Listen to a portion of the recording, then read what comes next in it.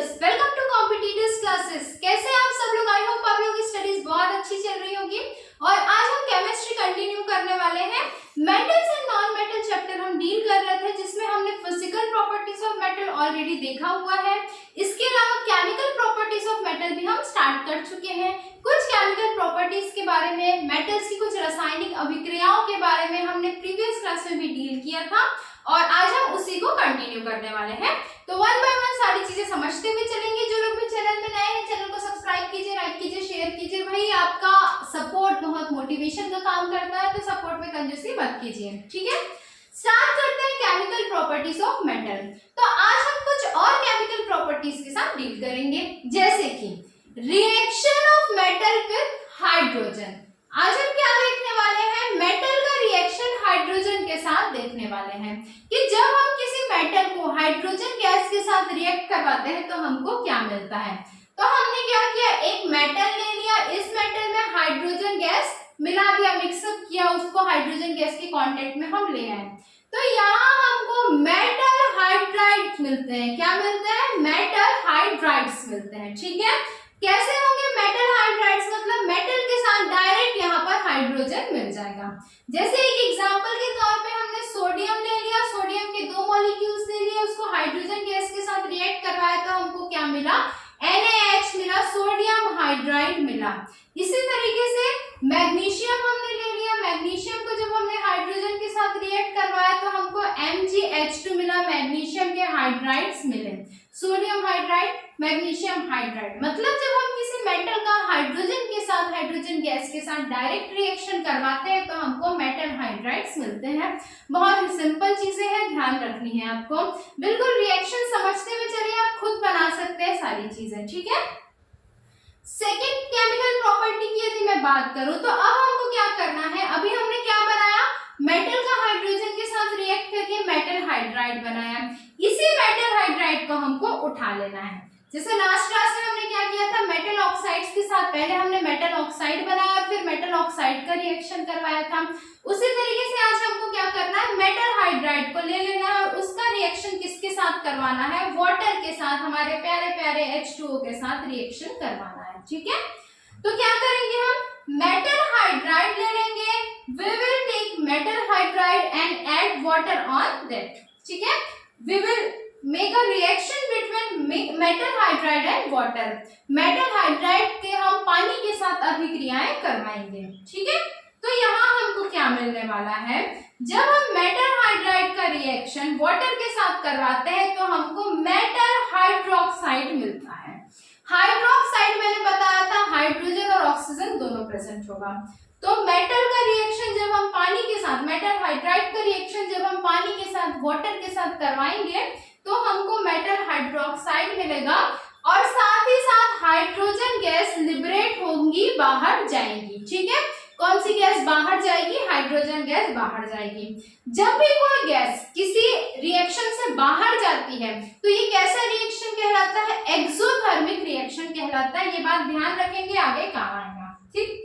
तो metal hydride का reaction जब हम वाटर के साथ करवाएंगे तो हमको मेटल हाइड्रोक्साइड मिलेगा। एग्जांपल से समझते हैं, हमने क्या ले लिया? अभी अभी बनाया हुआ सोडियम हाइड्राइड ले लिया, जो हमने यहाँ पर अभी तैयार किया है, और उसका रिएक्शन हमने वाटर के साथ करवा दिया। जैसा हमने पढ़ा है कि हमको मेटल हाइड्राइड का रिएक्शन पानी के साथ, वाटर के साथ करवाना है। तो हमको क्या मिला? सोडियम हाइड्रोक्साइड मिला और साथ ही साथ हाइड्रोजन गैस यहाँ से लिबरेट हो गई, रिलीज हो गई, बाहर की तरफ चली गई। इसी प्रकार हमने मैग्नीशियम हाइड्राइड ले लिया। मैग्नीशियम हाइड्राइड को हमने वाटर के दो मॉलिक्यूल्स के साथ रिएक्ट करवाया तो हमको मैग्नीशियम हाइड्रोक्साइड मिला और साथ ही साथ हाइड्रोजन गैस बाहर चली गई, लिबरेट हो गई।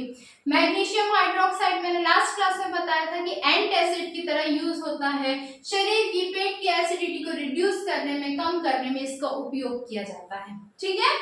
तीसरा आज का हम देखते हैं, हमारी जो केमिकल प्रॉपर्टी वो क्या कह रहा है कि अब हम मेटल ले लेंगे। फिर से क्या ले लेंगे? वे मेटल ले लेंगे और मेटल का रिएक्शन किसके साथ करवाएंगे? क्लोरीन के साथ करवाएंगे। बहुत ही सिंपल रिएक्शन होगा, ठीक है। इसीलिए मैं थोड़ा सा फास्ट अप चल रही हूँ क्योंकि बहुत ज्यादा कुछ इसमें है नहीं समझने को। आप एक बार वीडियो अच्छे से देख लो, आपको सब कुछ क्लियर होगा। सबसे पहले क्या ले लिया हमने, मेटल ले लिया, मेटल को क्लोरीन के साथ रिएक्ट करवा दिया, मेटल ले लिया, मेटल को किसके साथ रिएक्ट करवा दिया, क्लोरीन के साथ, तो क्या मिल गया, सिंपली हमको मेटल क्लोराइड मिल गया। ठीक है, जैसे हमने सोडियम मेटल ले लिया, सोडियम मेटल के 2 मॉलिक्यूल्स ले लिए, उनको क्लोरीन के साथ रिएक्ट करवाया तो हमको NaCl मिल गया, जो कि हमारा टेबल सॉल्ट होता है, जो हम खाने में कंज्यूम करते हैं, जिसको सोडियम क्लोराइड बोला जाता है। सोडियम मेटल है, क्लोराइड क्लोरीन के लिए, तो इससे क्या कहलाएगा, ये सोडियम क्लोराइड।